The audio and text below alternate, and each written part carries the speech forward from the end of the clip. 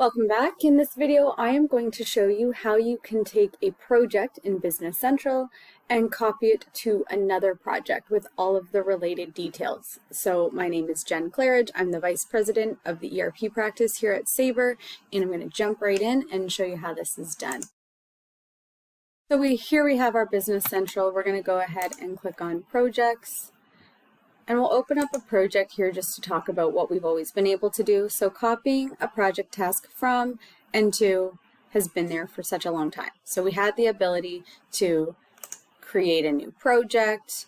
You would be able to add the new details of the new conference room that was being built, or the new office space, or the new machine.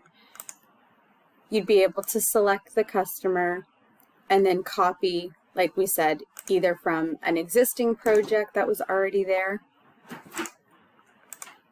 something like that,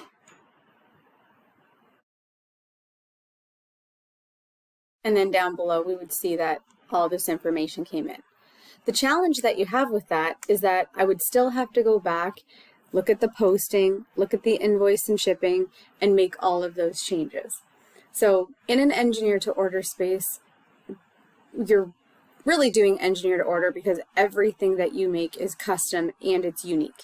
So the end product is not the exact same as something that you've done in the past, but sometimes a lot of the components or a lot of the machines, the assemblies, the production, the raw material components, they will be common. And you might have two machines as an example, or two conveyors as an example, and you might say, they're very, very, very similar. So I want to be able to copy something that I've done in the past, all of the details, and then just modify it for this particular build. So rather than just copying the tasks and needing to backfill all of the rest of the data, Microsoft has introduced the ability to be able to copy a project entirely. So under Home, you've got the Copy Project. Here, I could indicate the customer information. There is no project number yet, so I'm going to leave that blank so that it can just select the next from the number series. You can choose whether or not you want prices and quantities, dimensions to pull over, and I can go ahead and say OK. It's letting me know the project number that will be assigned, and I'll confirm whether or not I want to continue. So in this case, I will. So it's let me know now that I've got the new project. It's in the status of planning. So right now, I don't have demand in my system. I can go ahead, I can make changes.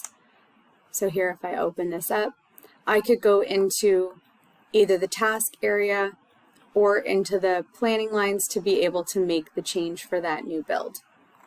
But what we can see here is that all of the posting, invoicing, all of the detail has pulled through. So maybe now there's a few things, like for example, the date that isn't really relevant anymore, but I'm changing far less when I do the copy project than when I'm doing the copy job tasks from. Both options are still available. You can pick the one that makes the most sense for you, and it might be that in different times, different ones make sense for you.